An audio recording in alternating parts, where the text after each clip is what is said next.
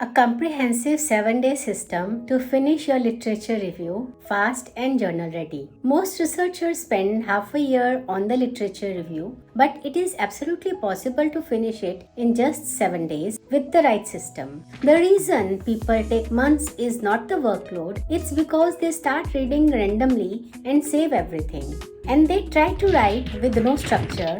I'm going to give you a complete 7 days workflow that replaces random reading with a structured, journal-ready system. Day 1. Map the body of research instead of opening PDFs. Day 2. Use AI summarizers to extract methods and findings from 50 to 100 papers quickly. Day 3. Extract the research gap from patterns, not guesses. Day 4. Build a literature matrix so writing becomes assembly, not invention from zero. Day 5. Write your synthesis as connected arguments and not isolated summaries. Day 6. Insert citations and format exactly to journal guidelines. Day 7. Polish, compress, and check for reviewer style rejections. This is not a shortcut. It is a structured replacement for chaos. Journals want clarity and synthesis, and not slow suffering. If you want the ready-to-use prompts and templates for each day, comment literature below. Thank you for listening so patiently.